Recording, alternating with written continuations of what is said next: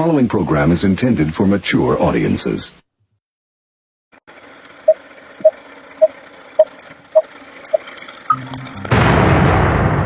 Rudy's Revelation. Google me, bitch! Google me! I'm an American. I have rights.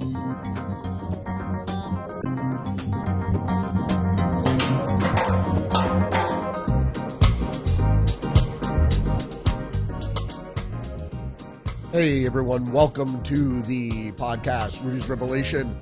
It is March 19th, 2025.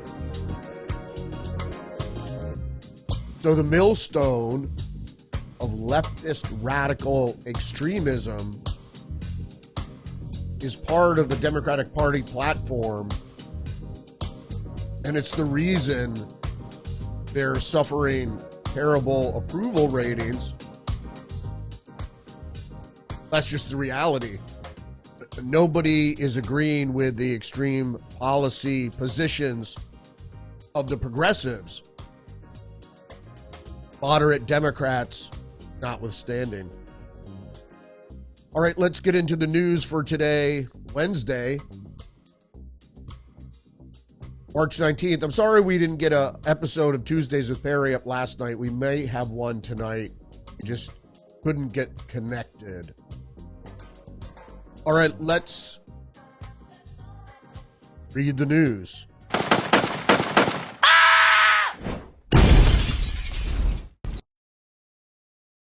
All right, so we're going to start with the Washington Examiner stating the obvious. Democrats are cratering and waiting for Godot.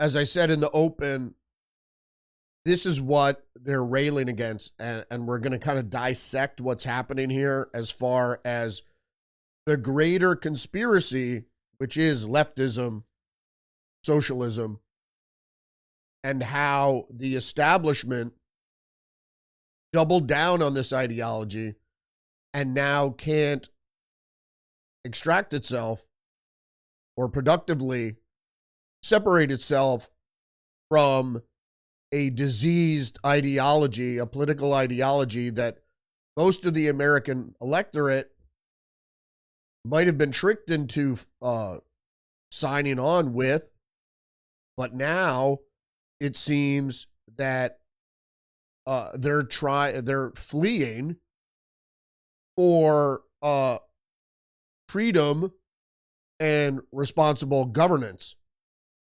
All right, MSNBC has the headline, Democrats are in disarray. That's a good thing, they say. Recent history tells us that anger may be crucial if the Democrats are to back from their currently lowly position. The story goes on to say, nevertheless, voters in Democratic base are clearly hungry for representatives who will not only find the most pragmatic way to counter Trump, but who will oppose him loudly and without embarrassment. That's why figures such as Representative AOC, Jasmine Crockett are commanding even larger followings as Democrats who seem to grasp the urgency of both the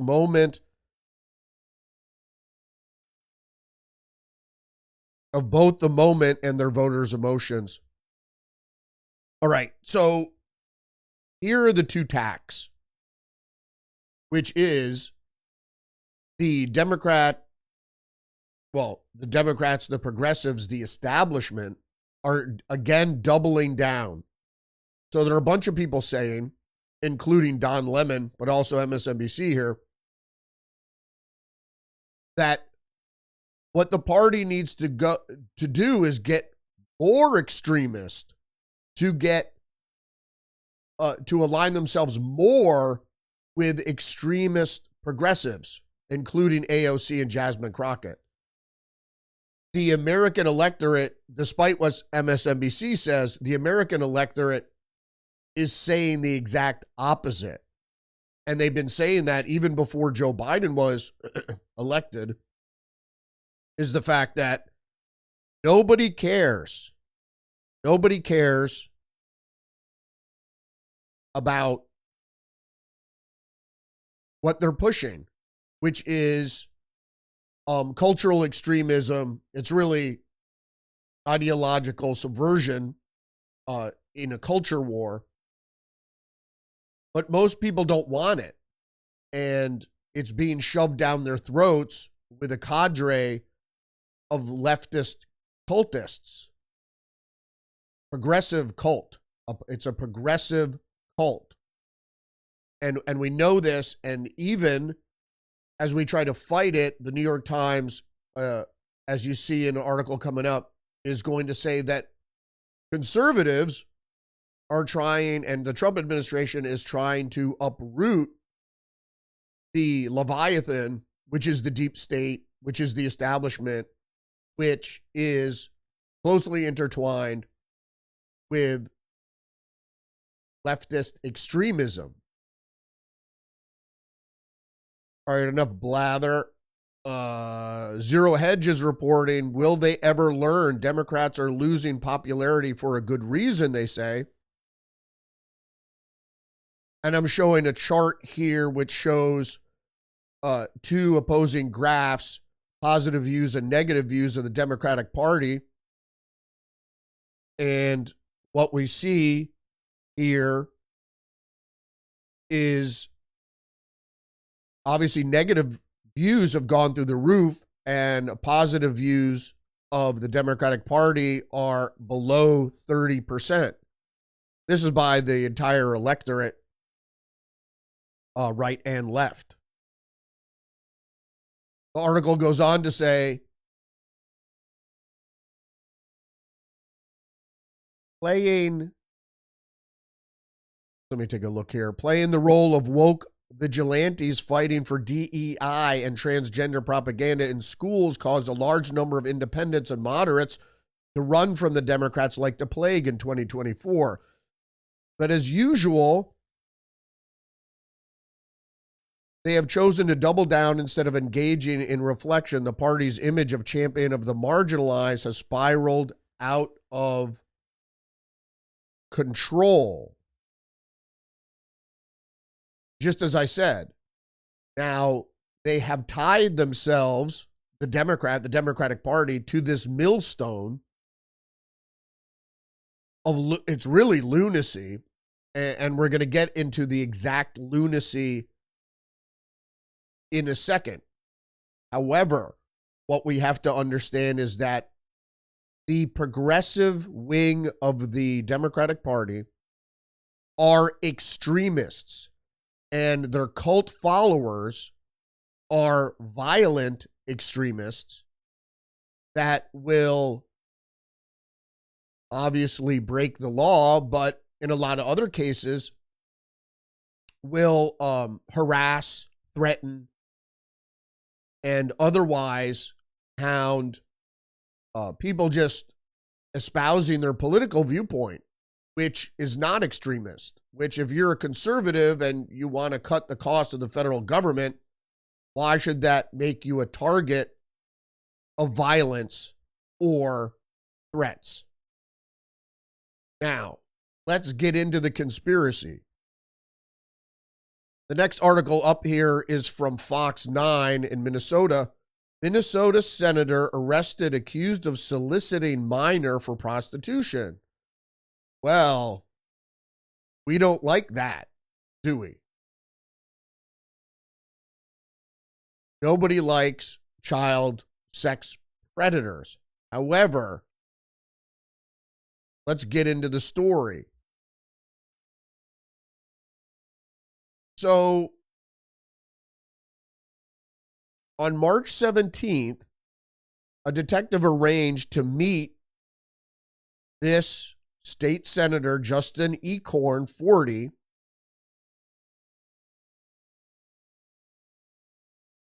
near the 8300 block of Normandale Boulevard in Bloomington, Minnesota. The man, identified as Ecorn, was seen driving a pickup truck. He was then arrested and booked into jail. So the reason this is important is Ecorn is a Republican who is married with 4 children, according to his Minnesota state Senate bio. However, he made headlines earlier this week for being a sponsor of a bill that would declare Trump derangement syndrome a mental illness.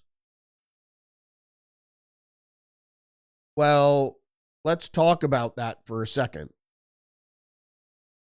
So we talked about cult members, the cult of the left. Now, being in a cult is mental illness because you forego your mental rationale, your mental decision making, and you put it on to the leader of the cult or the leaders of a cult. And so you begin to fail to make rational decisions for yourself. So people that are engaged in Trump derangement syndrome it's even more than mental illness, it's mind control. Because these people are triggered with a visceral reaction that makes them do things that are apparently and obviously against the law. There were recently on the internet, there was that video of that old man, fairly old man, old gray beard, keying a Tesla. Now you'd look at this guy and you'd go, well, an old guy like that, he wouldn't do anything malicious. They get so triggered that they forego all rational decision making and go ahead and break the law. So the deal with this guy in Minnesota is he proposed the obvious, which indeed had, let's just put it plainly, his bill that would declare Trump derangement syndrome a mental illness has psychiatric and psychological credibility. The point is, it's mind control. And if any of this was codified, especially in legislature, this could start moving forward. And that's what the deep state doesn't want. So they obviously constructed a honeypot. Maybe they knew this guy was fishing around online to meet young girls or something and then decided to pull a sting operation. But in any case, now he's discredited. But what's not discredited is his claim or his impetus to construct a bill.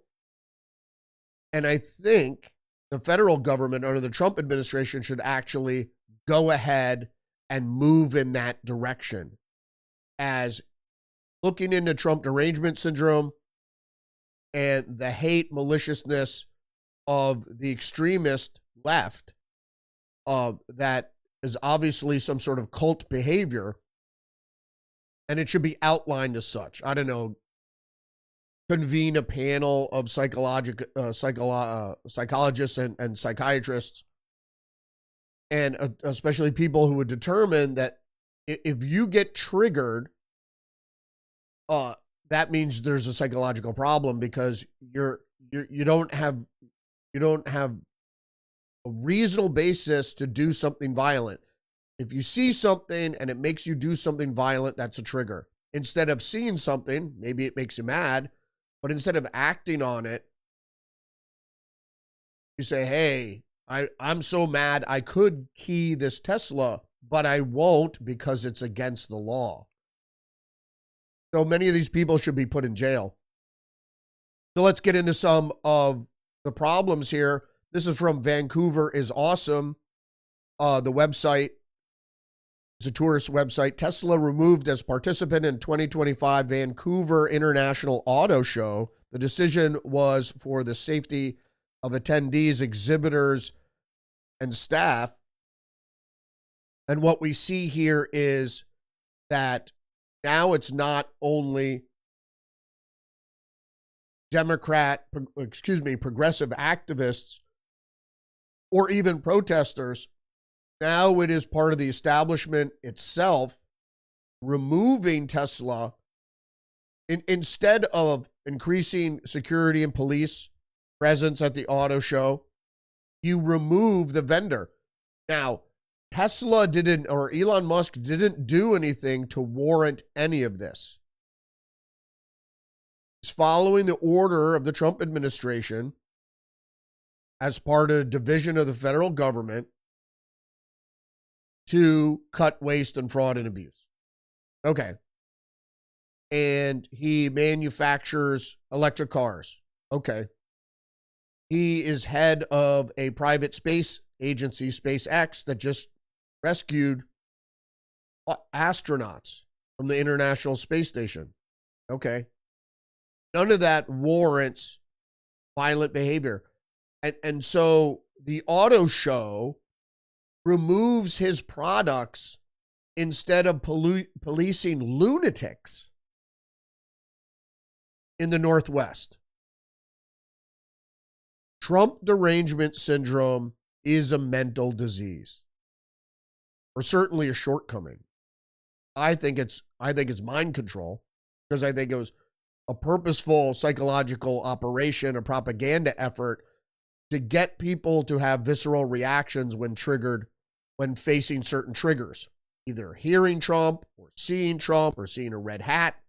We saw it on the Covington kids, right, that went to Washington, D.C., and that, because the kid was wearing a red hat and smirking, that somehow he was a racist. He won a lawsuit against CNN, etc.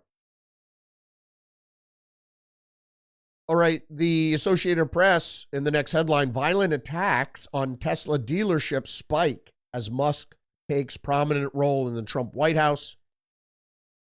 Attacks on property carrying the logo of Elon Musk's electric car company are cropping up across the U.S. and even overseas.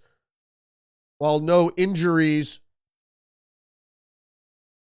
have been reported, Tesla showrooms, vehicle lots, and charging stations and privately owned cars have been targeted in Canada. And in Canada, Tesla was removed from International Auto Show. I just talked about that.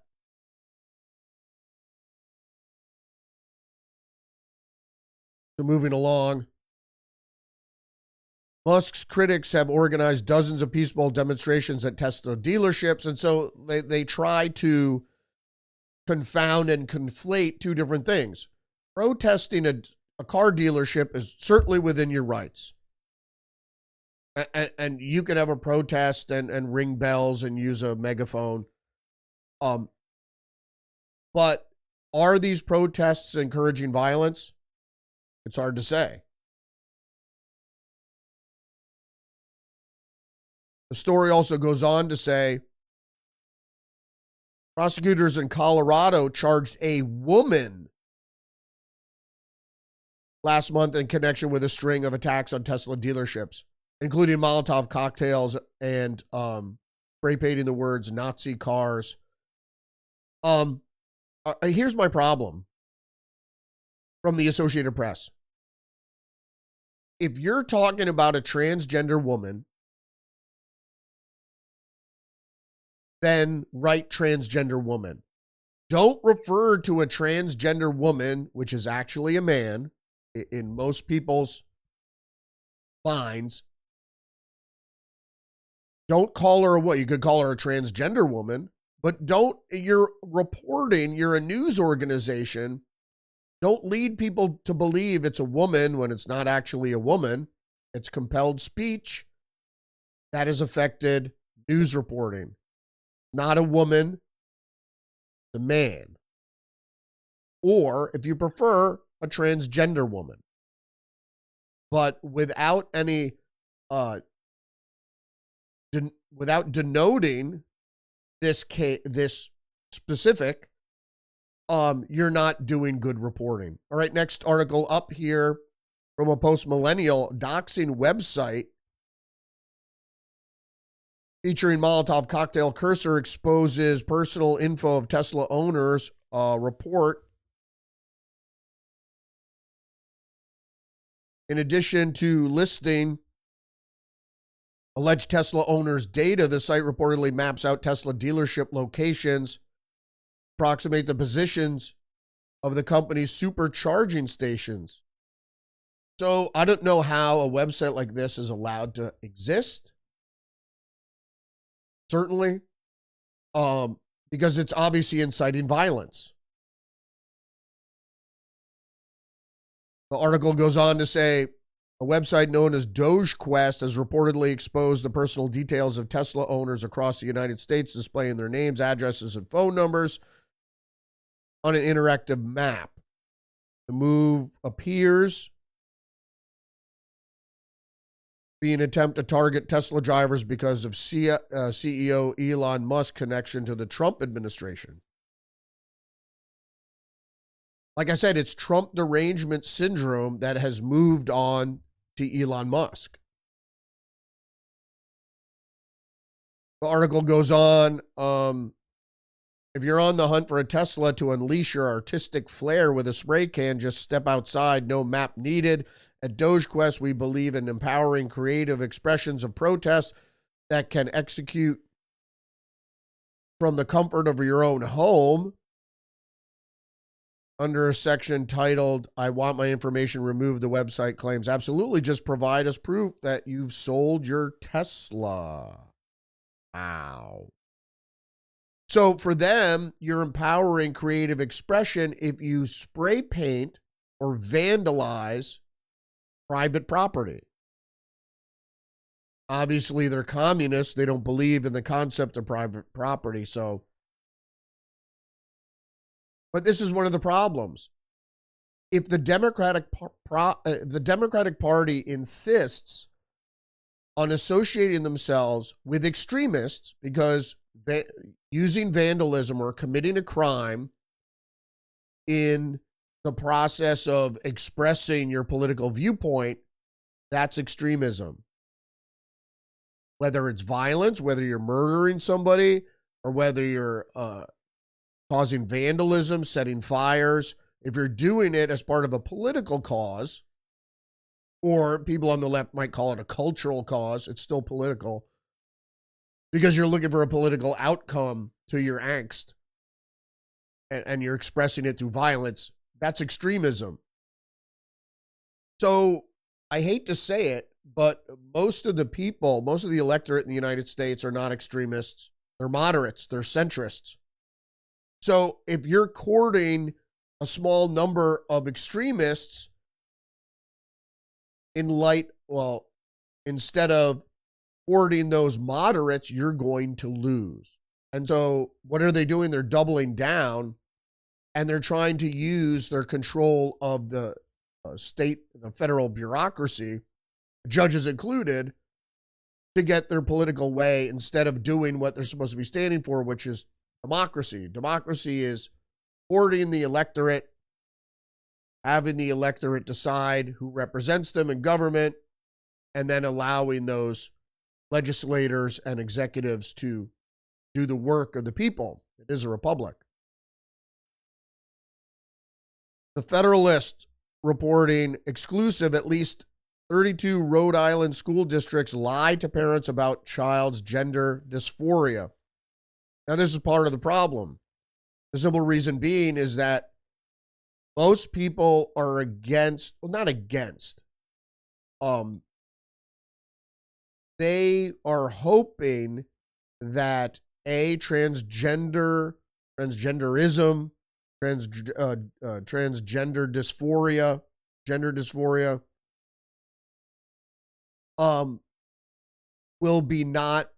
would not be. It's a psychological issue. Some would say a psychiatric issue that needs to be dealt with. And I think the person that it's involved, if it's a child, it's their parents, they should certainly be informed if their children have a psychological or psychiatric issue, and their parents should be allowed to decide whether or not or how to go about treating this gender dysphoria. Now, I'm not going to go into the story. We know where it all leads. I'm just going to list the counties or the school districts: Providence, Pawtucket, Warwick, Woonsocket, East Providence, Cumberland, Coventry, North Kingstown, North Providence, West Warwick, Barrington, Lincoln, Johnston, Carahoe, Bristol, Central Falls, East Greenwich, South Kingston, Smithfield, Westerly. These are all around Newport, actually, and Providence. Portsmouth, Burryville, Middletown, Newport, Tiverton, North Smithfield, Exeter, West Greenwich. They're all around Newport. Foster, Gloucester, Scituate, Narragansett, Gloucester, Jamestown. That's a lot of school districts that if they find that a student is expressing gender dysphoria, that not only will they not notify the parents, and it's the school district policy, that they will do everything they can to block that information from getting to the parents. More wackiness from the New York Post. A Florida man arrested for posting sickening threats against President Trump. Fight me naked to the death. Now, this guy's obviously a Looney Tune. Kendall Aaron Todd, 42, was busted and charged on Monday in St. Lucie County after posting the sickening threats to kill the commander-in-chief on social media. In a rambling 80-second clip, Todd railed against President Trump and declared himself U.S. president. Because of Donald Trump, every single person in the world is cursed. Donald Trump is the Antichrist, he says. Donald Trump has personally made business decisions which have hurt so many different reincarnated Jesuses. Jesus. So many different reincarnated Jesus or Buddhas. Yeah, I don't know. I don't think the level of acceptance for lawlessness is astounding to me. I just don't understand it. That people that cause vandalism, it's not a civil issue. There's states and jurisdictions that want to make it a civil issue. It's not a civil issue. It's a criminal issue. People are committing crimes. And so if it's politically motivated, as is with political speech is the most protected. Speech is speech. Vandalizing private property is not speech. I don't care if you're spray painting a message, that's vandalism. It's not protected speech because speech in concert with the commission of a crime, or I should say, your individual rights or constitutional right that you have doesn't make criminal activity okay. So you have the right to free speech, but as soon as you break the law, it's like with these people at Columbia, this Mahmoud Khalil and his followers. If you commit a crime and it was really on private property, it's up to the property owner. It doesn't matter if you're conducting constitutionally protected things. If you're doing it in the commission of a crime, those rights don't apply. They're not protected.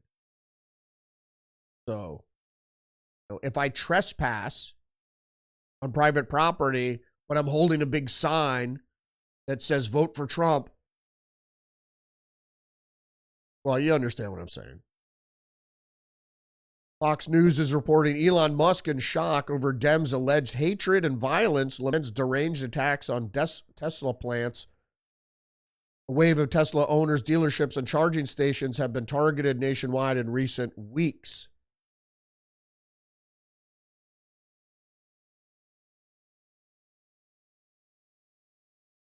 The story goes on to say, it's really come as quite a shock to me that there is this level of real hatred and violence from the left.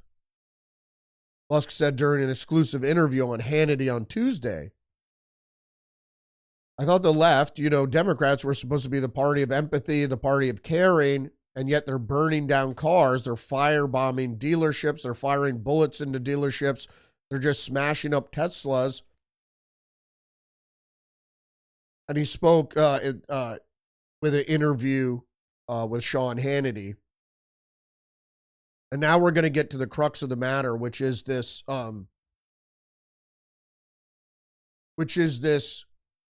New York Times interview. New York Times story here. With orders, investigations, and innuendo, and that last word is important,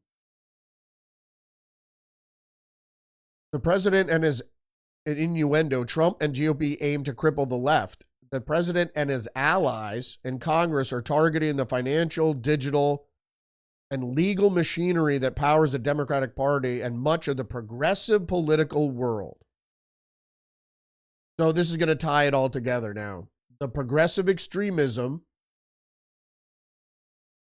and the Democratic Party tied together with legal machinery, financial and digital machinery. This is the deep state. So the establishment, which rests on the deep state, will not give up its power that they have built over the years, which is the deep state, which is all this financial, digital, and legal machinery and political machinery. And the Democratic Party and much of the progressive political world, what they're doing here is, if you look in the federal government, for instance, about 65% of federal workers are Democrats, liberals, and they control the bureaucracy. And so what Trump is trying, and Elon Musk is trying to do, is not only root out waste, fraud, and abuse, but also to uproot the financial, digital, and legal and political machinery of the Democratic Party that has entrenched itself in the bureaucracy of the federal government and elsewhere. Don't forget that a federal judge is a federal employee. And what the Democrats are doing, the Democratic Party, is they're finding federal judges in certain districts that are favorable to the progressive movement, and knowing that they will side with the liberals in these cases, lawsuits brought against the administration, that they're using this as a stalling tactic to put up obstacles to slow down, proverbially stop, but slow down what's happening with the Trump administration, which is moving at lightning speed. And most of the people agree. But there's certain things that make people nervous. And those certain things, as we see with many people, because many people are moderate. So if you do something fast and far-reaching, it freaks people out. If there's someone timid and you're saying, hey, I'm building a fence in my backyard, and in a day you have the fence up, your neighbor is going to say, well, I know you have the right to put up the fence, but hey, slow down a second. We didn't even talk, People when things get done and they're done quickly, it tends to freak people out. The story goes on to say, executive action intended to cripple top Democratic law firms, investigations of Democratic fundraising and organizing platforms, NGOs, ominous suggestions, this is where the innuendo comes in, ominous suggestions that nonprofits aligned with a Democrat or critical of President Trump should have their tax exemptions revoked. What they're basically saying is, and they're agreeing, that NGOs are political and that they're receiving, in some instances, taxpayer money, and that are strictly political. And federal tax dollars are going to groups like through the EPA to Stacey Abrams, which is political, And although she says, oh, we're building solar farms or whatever, you know that money, as many people have suggested, finds its way back to the Democratic Party. And to keep people from looking into that, they have the Democratic law firms that say, hey, you can't do this, or just lodge lawsuits to try to stop Trump from doing things that are blatantly constitutional. But they don't care because it's met with some success so far. They find a liberal federal judge. They present their case. The judge can't rule in their favor because what President Trump is doing is constitutional, and what actually the judges are doing and the lawsuits are doing is unconstitutional. But they can put into place a stay or a restraining order or an injunction to temporarily block the Trump administration from what they're doing.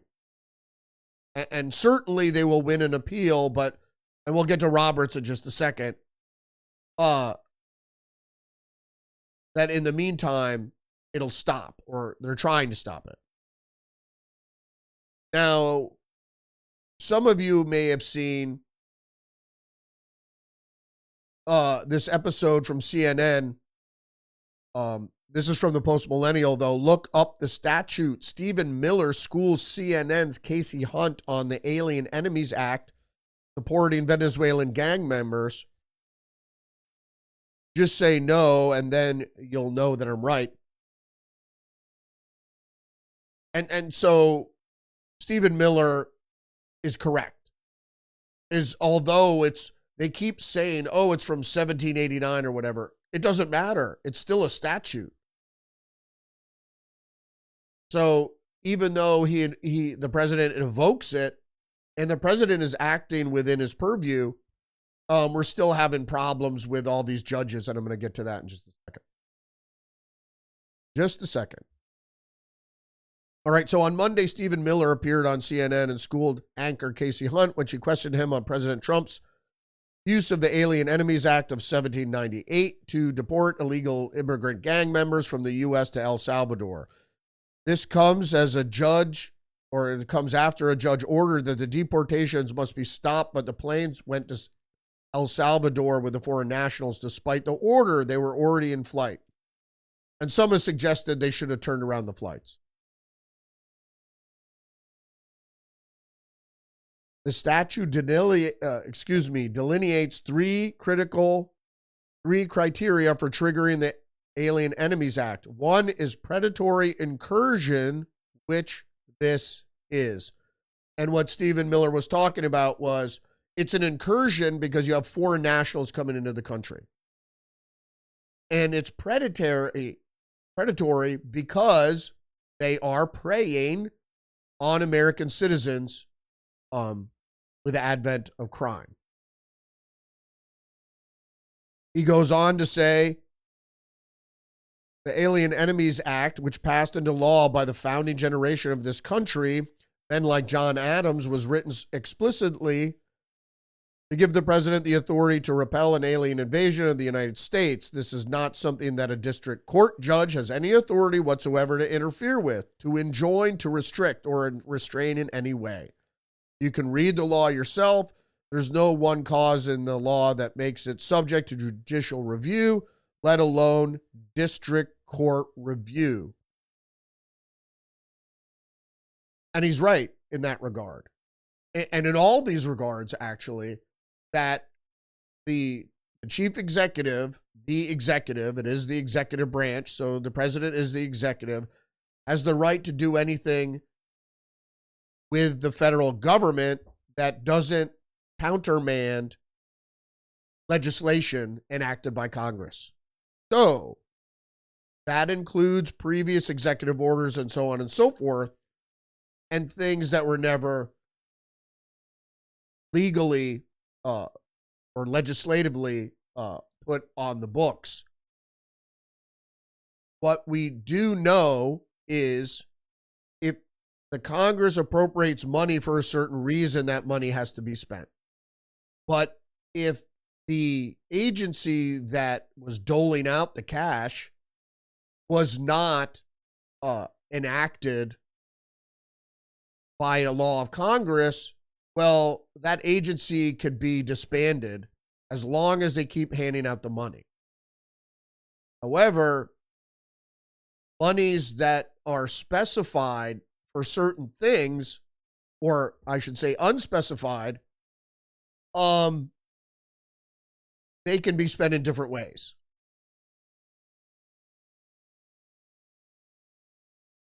Next article up from Fox News. House Dems stage coordinated town halls on GOP colleagues' turf. Part of the game, they say. Rowdy recess. Democrats going up billboards targeting Republicans while Congress takes a break. And so the Democrats still contend that it's not the truth, but there is no way that the people that were assaulting GOP members of Congress during town halls, that it certainly wasn't staged. It was staged, and they may not be registered Democrats, but they were certainly anti-Trumpers. Story goes on to say Republican Representative Juan Cuscamani of Arizona, Gabe Evans of Colorado, Anna Paulina Luna of Florida. Oh yeah, she's under threat. I think it's just their district. And they're saying their district here is a lot of their district is a lot of liberals in Anna Paulina Luna's district. Zach Nunn of Iowa, John James of Michigan, Ann Wagner of Missouri, Don Bacon of Nebraska, and Ryan McKenzie of Pennsylvania, Rob Bressernan of Pennsylvania also. So that's what we see here. If you want to donate to these people's reelection campaigns, might be a good idea. But I think the Democrats have a bigger problem than they think. Just challenging Republicans and to tilt the balance of power is not going to do it unless they abandon their millstone, which is progressive extremism. If they try to run more progressives, they're going to lose.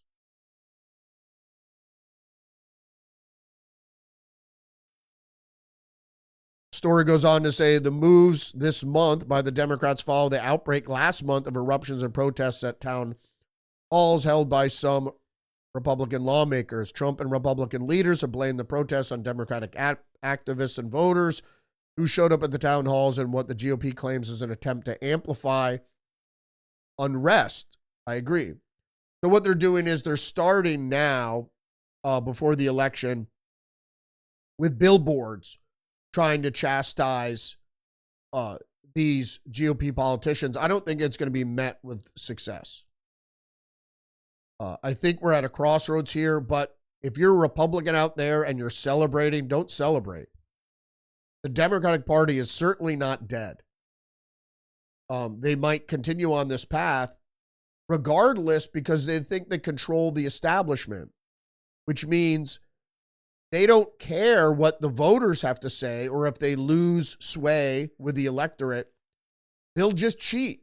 They'll use people in the bureaucracy to, what do they call it? They rig the game. So they're rigging the game with the people they control.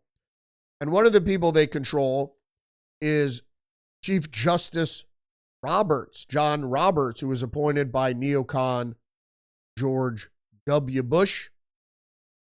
And PJ Media says Justice Roberts is wrong to defend activist judges. Well, that's true. And why is that true? But why is he doing it, I think, is a better question.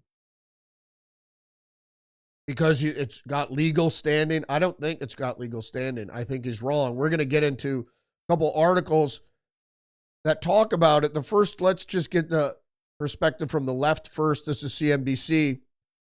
Supreme Court Chief Justice rebukes Trump over call to impeach judge in deportation case. President Donald Trump called for the impeachment of a judge who has issued orders blocking the president's plan to deport alleged members of Venezuelan gang from the United States. But Roberts said impeachment is not the appropriate response to a disagreement concerning a judicial decision. Well, it is, because what we're trying to do is not, this isn't one isolated decision. This is a slew of Democratic lawsuits challenging the Trump administration in districts where they know they have an edge. In other words, an ultra-liberal justice or judge in this district. And so they know they'll at least win a stay. So that's why they're doing it. It's not because it's not a judicial decision. It's not one specific judicial decision. You got to see the forest for the trees. So you have to look at the context of the way everything is happening. Now, there are all these federal judges. Now, not one case, not one, has been brought with a conservative judge, federal judge. Doesn't that raise any sort of suspicion? And this is what we're talking about, is the establishment infrastructure, which is extremely liberal. The deep state, the Leviathan, is that their tentacles are everywhere. So just, every third door you knock on, you're going to have a friendly reception if you're a progressive lunatic. The story goes on to say that the Chief Justice rebuked President Trump after the calls for impeachment. And he goes on to say, for more than 2 centuries, it has been established that impeachment is not an appropriate response to disagreement concerning judicial decision. The normal appellate review process exists for that purpose, he went on to say. Well, yeah, but this is where we're talking about timing. So all they can do is stall the inevitable. And the inevitable is that it's within Trump's executive purview to do what he's doing. Like I said, if it doesn't countermand action taken by the legislature, you're in the clear. And particularly things done with the military or immigration, those are 2 specific areas where the executive has legal authority by the president himself because he has commander-in-chief. All right, the National Review, Chief Justice scolds Trump over call to impeach federal judge in deportation case. He says it's not an appropriate response. I think it is. And the American Spectator, this mess is of your own making. Chief Justice Roberts, nobody voted for judicial supremacy, and it certainly wasn't the founding fathers' intent. And this is an interesting story as we get into it. The number of absurdly partisan judicial orders purporting to thwart the Trump administration's executive actions, whether deporting illegal aliens, scrubbing the federal budget, laying off superfluous and unproductive federal employees, or other items that involve things purely within the purview of Article 2 powers of the Constitution, has only grown. We've had a federal judge order President Trump to rehire 30,000 federal employees he laid off. And much of those were probationary, which when you're a probationary employee, you have no legal right to that position. We've had more than one order him to spend money which violated an executive order he had given. So this is what we're talking about, is how does a lower district court federal judge have the power to interdict the actions of the President of the United States? They don't. Fox News is reporting El Salvador's Bukele weighs in after Trump's call to impeach judge. The U.S. is facing a judicial coup. Elon Musk agreed with Bukele. So to give a, a case here, you could look at Brazil. This is exactly what happened in Brazil. So when the Supreme Court or the courts, the judicial branch, is above the executive. So nobody votes. I can't say nobody votes, okay? The electorate, the voter in the United States or in a country doesn't vote for the justices, but they vote for elected officials, mostly the representatives in Congress, but also for the chief executive. An elected politician has more power than an appointed federal employee. That's just the way it is. Now, it's a balance of government, checks and balances, but the Supreme Court is just there to interpret the Constitution. It's not there to act politically, as is the legislature and the executive. So Bukele is right. And if you look at Brazil, that's exactly what happened. There was a judicial coup. And particularly with governments that have that sort of setup where they have a third judicial branch, they can overstep their powers. All right, let's get into some of the things that happened. This is from The Advocate. Breaking: federal judge blocks Trump's transgender military ban. I don't think that's legal. And again, it's a block. It's not a ruling. U.S. District Judge Anna Reyes ruled Tuesday in Talbot versus Trump that the administration's policy likely violates the constitutional rights of transgender service members, finding the government failed to provide evidence that banning them serves a legitimate military purpose. In fact, she says the policy was soaked in animus and dripping with pretext. I disagree. And you could ask service members themselves, straight service members, or ask Pete Hegseth, it affects military readiness. And most specifically, it affects recruiting. There's one thing about the military, it's very gung-ho, very masculine sort of thing for men. I'm not saying women can't serve or that gay people can't serve either. But the problem is with LGBT community, when you categorize yourself on a sexual preference, that has no place in the military because it affects military readiness. Because I feel the same way about your profession. Whatever it is you do, you're not that. You're more than that. And it's the same thing with sexual preference. I don't look at a gay person as just a gay person. They're more than that, and they should be. So people that profess themselves as being, I'm gay, that's all you are. And that shouldn't be, especially if you're serving in the military, that shouldn't be your cause celeb or your claim to fame. It should be just like we're Americans before we're gay or straight. And if you're in the U.S. military, you're a service person, a soldier or a Marine or a sailor, before you're gay or straight or trans. So if you're in the United States military and you're posting transgender, your transgender transformation, whatever, I think that's problematic. Not even in the military. We had the same problems with the NSA.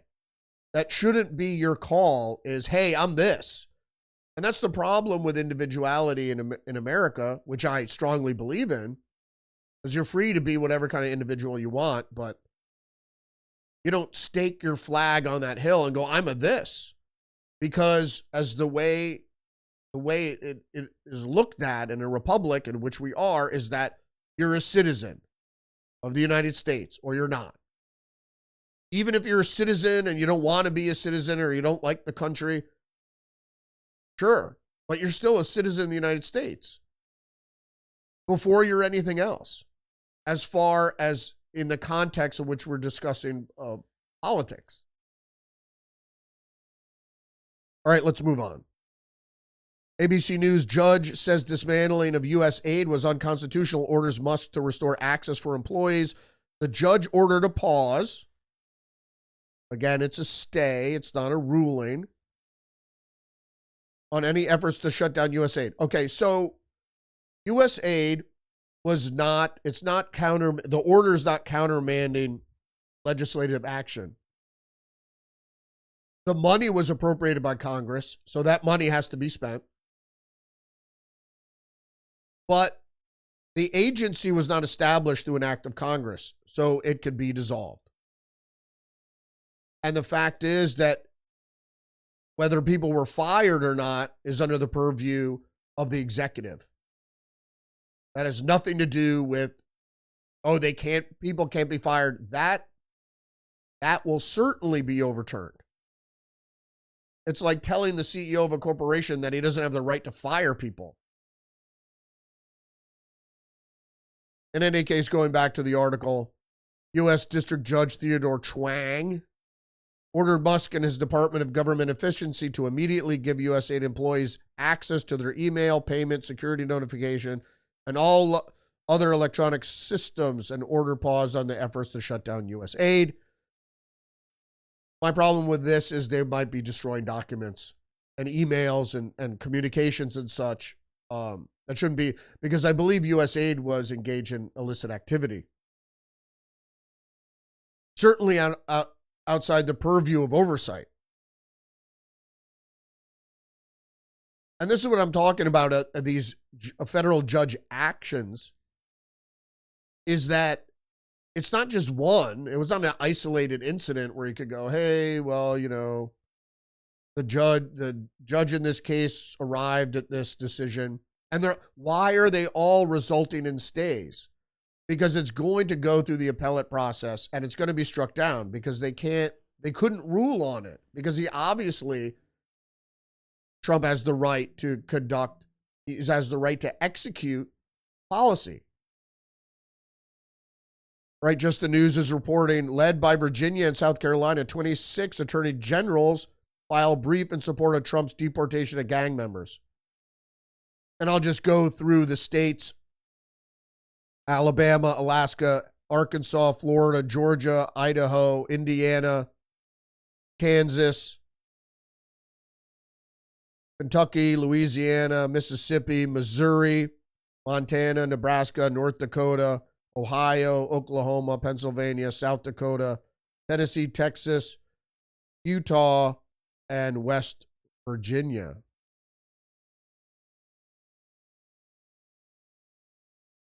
Another article coming up from Fox News. Stay with me now. Judge blocks Trump's EPA from terminating $14 billion in greenback grants for accusations of fraud. U.S. District Judge Tanya Chutkan, ruled that the federal government's vague and unsubstantiated assertions of fraud are insufficient. Are they now? I don't think they are. But it is Chutkan. So all she did is, again, blocks. So she issued a stay. Vague and unsubstantiated assertions of fraud. Well, yeah, because a lot of this money, it doesn't have, it has an item list in some cases, but it doesn't say exactly where the money should go. It's just out there in basically a slush fund. It's for this, they say. But just like I said with the COVID money that the Biden administration appropriated, a lot of the money wasn't even spent. And all this money they have, and it was till Joe Biden's very last day, he was putting money in different areas that's going to circle back to liberal causes, or the Democratic Party itself. EPA Administrator Lee Zeldin claimed the grant's recipients engaged in mismanagement, fraud, and self-dealing in announcing that he froze and moved to terminate the grants, but the judge said Zeldin's allegations were inadequate. At this juncture, EPA defendants have not sufficiently explained why unilaterally terminating plaintiffs' grants awards was a rational precursor to reviewing. What she's saying is like, you have the right to review it, but why would you terminate it before you review it?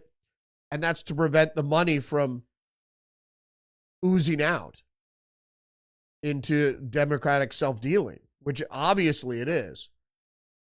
It's like you tell people, hey, we're going to pass a bill. It's going to be $30 billion for green energy. And all of a sudden, all these Democrats start founding green energy companies. And just like Solyndra under the Obama administration, it's a boondoggle. Why? It was the same thing with the neocons in Iraq. You know, they get $30 billion to build infrastructure in Iraq, and they build it shitty for $5 billion. So then you have $25 billion that is unaccounted for. Breaking news today. USA Today. Trump releases classified JFK files on assassination. Here's what they say. The contents of the document and whether any previously unreleased information is in them wasn't immediately clear. Of course not. It was just released yesterday. It's 80,000 pages, which it is, and we'll see. And it'll be stated clearly that it is a document dump. Needle in a haystack. Historians quickly said that they would need time to assess the flood of files to understand if they were significantly different from previous releases. So far, nothing in the documents has changed. The long-held findings that Lee Harvey Oswald acted alone in assassinating President Kennedy on November 22nd, 1963, while the then president rode in a motorcade in Dallas. It was a conspiracy in its context and in its execution. No pun intended. PJ Media. Trump releases JFK assassination files. At publishing time, files are being added to the National Archives website. They are reportedly 80,000 pages in this massive document dump in which it is. And it will be some time before we know whether there's anything newsworthy contained in the files. There are currently 1,123 new entries on the site.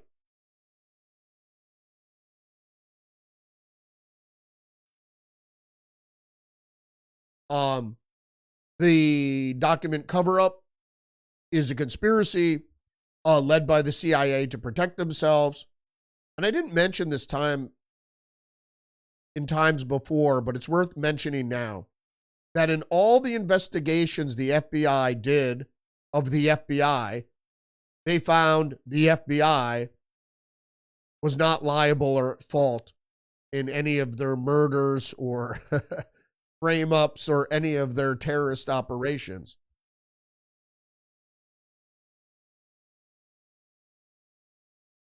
More news. If you didn't hear, so yesterday I reported that SpaceX was rescuing 2 American astronauts that were supposed to be up there for 8 weeks or 8 days and were up there for 9 months and that were kept up there by the Biden administration. Well, they were rescued, and I was worried there was going to be some sabotage, but they made it safely, thank God. Post-millennial, as the headline, rescued NASA astronauts land in the Gulf of America in SpaceX rescue capsule after 9 months stuck in space. Splashdown occurred off the coast of Tallahassee, Florida, shortly after 6 p.m. Also, I believe a Russian astronaut was also flown back, which was not really reported. More things to consider. The Federalist is reporting ending all visas for Chinese students could send them into the arms of the CCP. I disagree with the Federalist here. So Riley Moore, Republican of West Virginia, has introduced the Stop CCP Visas Act, a bill aimed at preventing all Chinese nationals from obtaining student visas. Moore argues that the legislation is necessary to stop the Chinese Communist Party from exploiting U.S. visa programs to spy on our military, steal our intellectual property, and threaten our national security. However, this measure could ultimately have the opposite effect, potentially inflicting more damage on U.S. national security. I disagree. All Chinese nationals are controlled by the CCP. Even Chinese diaspora defectors that are here are monitored by the CCP through agents of the CCP that are in this country. And they have these police stations that go around and harass not only Chinese nationals, but Chinese dissidents and former Chinese nationals. And it has to be stopped. And the Chinese nationals are required by Chinese edict to spy for the state. So when Chinese nationals, whether it's a student or anybody else, are here and they get a call from the party, they have to answer their questions. And so I'm sure some actively spy more than others, but we'll see. Additionally, in 2023, a group of Chinese students at George Washington University founded an independent Chinese student union to create a platform for expressing political views free from CCP oversight. These examples demonstrate that not all Chinese accept the party's control. And I applaud that. And I think that's great. But if you don't think they're outside the influence of the Chinese party, that's not the case. Because if people still have relatives back in China, they could be subject to harassment. More international news. Trump declares Putin call a huge success. So I'm not going to really report on this because what we've learned is there are varying degrees of analysis of what happened in that call. The most important thing to understand is Trump said we want to reinstitute and nurture bilateral relations between Russia and the United States, which I think we have to do. This kind of Russia's our enemy thing is rooted in really bad historical education. I'm no fan of Putin. I don't really care much about Russia, but I believe they're entitled to their sovereignty. And they certainly have security concerns. But Russia isn't doing anything that's going to affect the life of American citizens. Period. China, Xi Jinping, and the communist Chinese are doing a lot more in this country. Ideological subversion, active measures, espionage, etc., for us to worry than us to worry about Russia's doing, I'm not saying none of those things, but certainly not to the extent of the Chinese communists. And this is a this is a case in point. Defense One is reporting China is practicing dogfighting in space. Space Force says the capability gap between the U.S. and its competitors has significantly narrowed. Chinese satellites have conducted coordinated maneuvers with synchrony and control. A top Space Force official revealed Tuesday, dubbing the moves dogfighting in space. The service is starting to see our near peers, the Chinese, focusing on practicing dogfighting in space with satellite-on-satellite operations. Said Vice Chief of Space Operations General Michael Gutlein said during the annual Nicolaes Defense Program Conference. Well, that's certainly of interest. Chinese satellites have conducted coordinated maneuvers with synchrony and control. And what they're trying to say here is that, which we've known, is that there, if you didn't know, there's called killer satellites. And so what satellites do is, most importantly, imagery. Are there some space-based, satellite-based missiles that are going to rain down? Maybe. Lasers? All right, maybe. But the main issue with satellites is intelligence.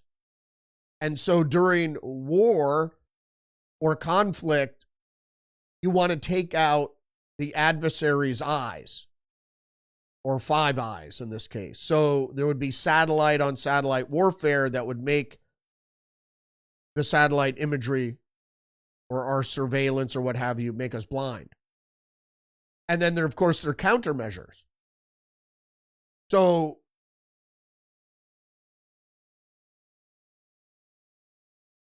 excuse me. So that's of concern.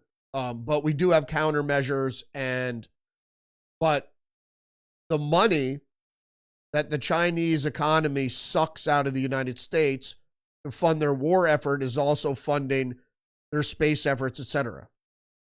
So if it wasn't for the U.S. market, China wouldn't have any money to do their Belt and Road and to do their space program and missile program, thanks to Bill Clinton giving sensitive missile technology, guidance systems, Verve technology to the Chinese.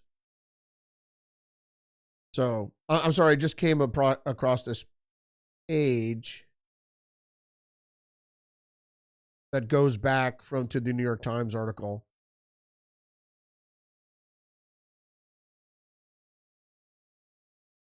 And I just want to revisit it for a second. So, the New York Times article was talking about how the Trump administration is trying to root out the roots of the Democratic and liberal bureaucracy. And I'm just going to revisit it really quickly. That Trump is aggressively attacking the players and machinery that power the left, highly partisan actions. It's successful that threatened to hobble the Democrats' ability to compete in elections for years to come. So far, the attacks have been to diffuse and sometimes indiscriminate or inaccurate. That's not true. But inside the administration, there are moves to coordinate and expand the assault. A small group of White House officials have been working to identify targets and vulnerabilities inside Democratic ecosystem. But what they're not talking about is that a lot of the Democratic ecosystem is within the federal bureaucracy. It's not just about defanging certain lawyers. It's also about taking away security clearances of people that are obviously establishment Democrats or establishment liberals or what have you. So Trump is doing this while the Democrat Party is trying to decide, and it looks like they have decided, to keep that millstone of progressive extremism around their neck. So I say hang it there. I say the point is to root out the liberal stranglehold on the federal government. That's the point. So when a Republican comes into office, that he can actually execute conservative policy without the interference of liberal judges or what have you. All right, moving on. Zero Hedge.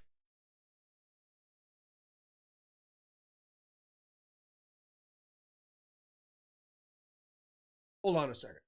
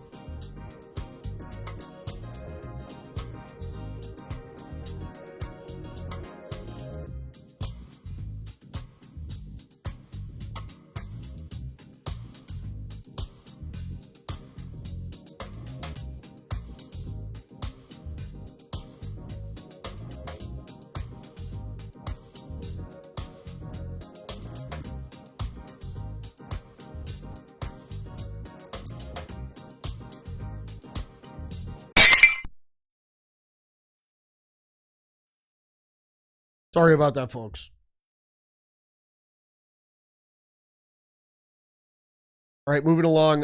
Zero Hedge. I'm way over now at time-wise. We're way over an hour, so let me just finish up here. All right, so Zero Hedge, new Romania poll, nationalists likely to win first round. Centrists could take runoff. And then it talks about the majority favor nationalist Kalin Georgescu and his party. The nationalists are going to take power anyway, regardless of whether this guy is here.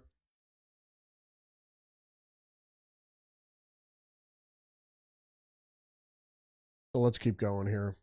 And then the national interest also has to reform NATO, reset with Romania.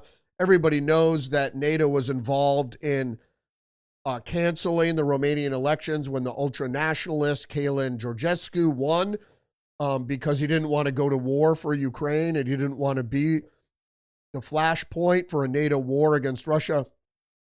And so they just canceled the elections. And, you know, Democrats aren't really Democrat. They don't believe in the democratic process. So that's just the nature. Moving along, though, just the news. ICE agents at Boston arrest violent offenders despite sanctuary opposition. And it says they moved in there despite lodging detainer requests with local municipalities that ignored them, and instead choosing to release a lot of these criminals back into the community rather than have them deported. Why are you defending criminals from deportation? I don't understand. Now, Fox News, Trump fires Democratic FTC commissioners. Why? The fired commissioners say they plan to sue. Yeah. Just the news, Biden area censorship and initiatives involve 90 agencies. I'm going to go into this really quickly. 90 federal agencies and components were involved in 57 distinct Biden-era censorship initiatives through direct actions policies or rulemakings, partnerships, and grants, according to the report by the Media Research Center, whose prior documentation of news rating services NewsGuard's alleged bias role it played in subsequent congressional and agency investigations. And then I'm just going to list some of the. It was the National Labor Relations Board where Trump kicked out some of the Democrats, Secretary of State and the state's Office of the Special Envoy to Monitor and Combat Anti-Semitism, all involved in censorship. State and its Bureau of Democracy, Human Rights and Labor, Defense, and its Air Force and Army, and the U.S.-funded National Endowment for Democracy, all were involved in censorship.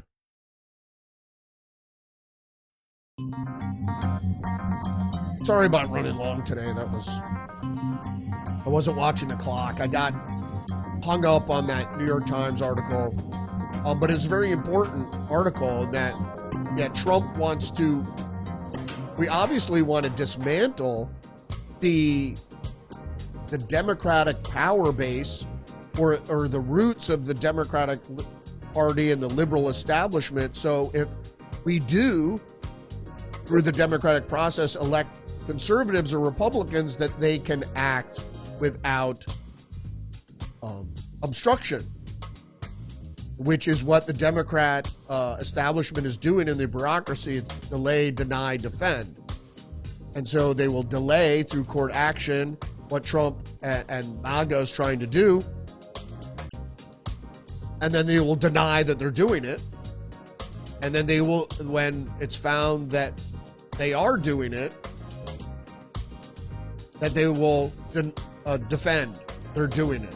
Because Trump is Hitler, Elon Musk is Hitler. Somebody's got to be Hitler, right? All right, thanks for joining me. We might, I should say, have an edition of Tuesdays with Perry tonight, so stay tuned for that. We will see. We will see what happens. I did speak with Perry briefly last night, so we might very well have an episode. I think it's episode 109 or 110. So stay tuned for that. Thanks for joining me today. Don't forget to engage the channel, like, subscribe, leave a comment, share the podcast. Remember, you're under attack biologically and psychologically, so stay hip to the trick. Join me every day, Monday through Friday, 10 a.m. Live stream on Rumble. Respect.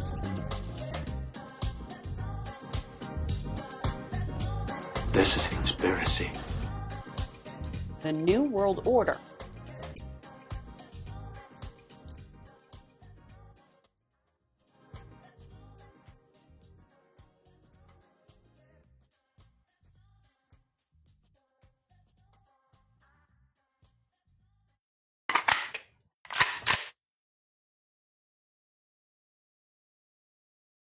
I kill you.